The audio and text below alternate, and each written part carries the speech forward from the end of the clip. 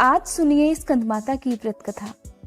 देवी भगवती के 5वें रूप में स्कंदमाता की पूजा की जाती है और स्कंद अर्थात कार्तिकेय की माता होने के कारण ही इनका नाम स्कंदमाता पड़ गया। क्योंकि स्कंदमाता की 4 भुजाएं हैं और ये कमल के पुष्प पर भी विराजमान रहती हैं, इसलिए इनको पद्मासना देवी के नाम से भी जाना जाता है। देवी स्कंदमाता की गोद में कार्तिकेय जी हमेशा बैठे रहते हैं, इसीलिए इनकी पूजा से कार्तिकेय जी की पूजा भी स्वयं हो जाती है। देवी स्कंदमाता की पूजा करने से संतान की प्राप्ति भी हो सकती है। साथ ही अगर संतान की तरफ से कोई समस्या है, कोई परेशानी है या संतान को किसी भी प्रकार का कोई कष्ट है, संतान की कामयाबी में बहुत सारी बाधाएं आती रहती हैं, तो ऐसे में देवी स्कंदमाता का व्रत करने से इन सारी समस्याओं का भी अंत हो सकता है। देवी स्कंदमाता को पूजा में पीले फूल अर्पित करने चाहिए और पीली ही चीजों का भोग भी लगाना चाहिए। भोग में देवी स्कंदमाता को केले का भोग सबसे ज्यादा प्रिय होता है। अगर निसंतान दंपति संतान प्राप्ति की कामना से इस व्रत को करना चाहते हैं तो पति पत्नी दोनों को मिलकर देवी स्कंदमाता की पूजा करनी चाहिए और उपवास भी रखना चाहिए। देवी स्कंदमाता के साथ साथ आज के दिन कार्तिकेय भगवान की भी पूजा करनी चाहिए। साथ ही अगर मन को एकाग्र करके और सच्ची श्रद्धा के साथ देवी स्कंदमाता का व्रत कर लिया जाए और पूजा कर ली जाए तो कहा जाता है मनोवांछित फल भी प्राप्त होता है।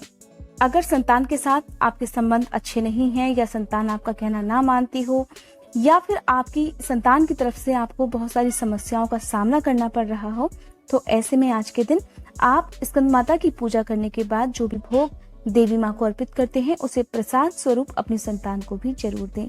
ऐसा करने से हर प्रकार की बाधाएं दूर हो जाएगी, साथ ही आपकी संतान का स्वास्थ्य भी अच्छा रहेगा।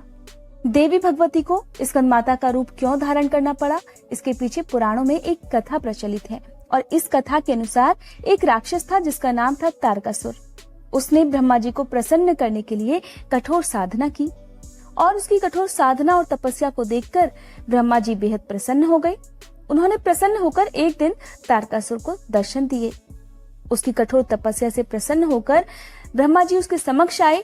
ब्रह्मा जी ने उससे वरदान मांगने के लिए कहा।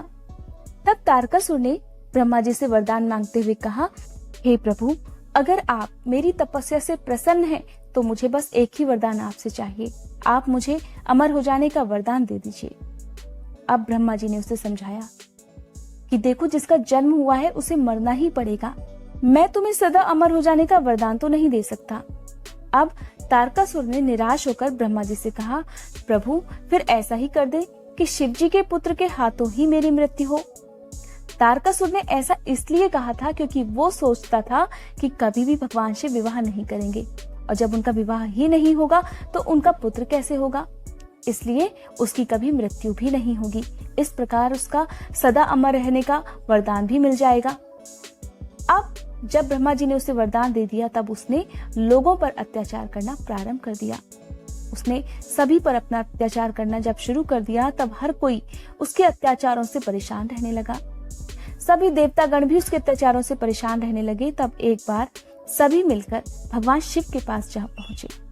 भगवान शिव के पास जाकर सबने अपनी समस्या एक स्वर में कही और उनसे इस समस्या का समाधान ढूंढने के लिए कहा। सबने मिलकर भगवान शिव से प्रार्थना की कि वे उन्हें किसी भी प्रकार तारकासुर के अत्याचार से मुक्ति दिलाएं। और तब देवी पार्वती और भगवान शिव के विवाह के बाद ही स्कंद भगवान का जन्म हुआ था। दरअसल स्कंद भगवान और कोई नहीं बल्कि कार्तिकेय भगवान का ही स्वरूप माने जाते हैं। स्कंद भगवान हमेशा स्कंदमाता की गोद में बाल रूप में ही क्यों विराजमान रहते हैं, इसके पीछे भी पुराणों में एक कथा प्रचलित है। दरअसल देवी पार्वती ने ही अपने पुत्र को ऐसा श्राप दिया था जिसके कारण स्कंद भगवान अर्थात कार्तिकेय भगवान हमेशा बाल रूप में ही नजर आते हैं। आखिर क्या कारण था कि देवी पार्वती को अपने ही पुत्र को श्राप देना पड़ा, तो इस कथा के बारे में जानने के लिए आइए चलते हैं कैलाश पर्वत की ओर, जहाँ पर देवी पार्वती और भगवान शंकर एक खेल खेल रहे थे। पुराणों में इस खेल को कहीं चौसर के नाम से जाना जाता है तो कहीं इसे जुए का नाम भी दे दिया जाता है। बहरहाल खेल चाहे कोई भी हो, जब खेल में भगवान शंकर अपना सब कुछ हार गए तब हारने के बाद भोलेनाथ अपनी लीला को रचते हुए पत्तों के वस्त्र पहनकर गंगा नदी के तट पर चले गए। और इस प्रकार कैलाश पर्वत से जाने की बात जब कार्तिकेय को पता चली तब वो माता पार्वती से सारी वस्तुएं वापस लेने के लिए आए और इस बार खेल में पार्वती जी हार गई और कार्तिकेय शंकर जी का सारा सामान वापस लेकर चले गए। अब इधर कैलाश पर्वत पर भगवान शिव के जाने से देवी पार्वती भी चिंतित हो गई कि सारा सामान भी गया और पति भी दूर चले गए। पार्वती ने अपने मन की परेशानी अपने प्रिय पुत्र गणेश को बताई। तब मातृ भक्त गणेश जी स्वयं खेल खेलने भगवान शिव के पास जा पहुंचे।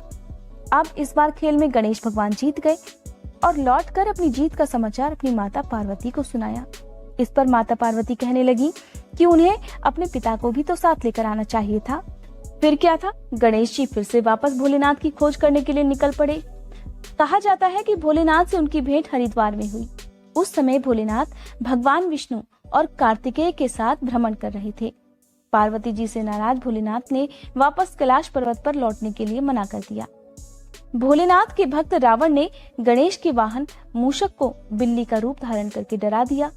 अब मूषक भी गणेश जी को छोड़कर भाग गए और इधर भगवान विष्णु ने भोलेनाथ की इच्छा से पासे का रूप धारण कर लिया।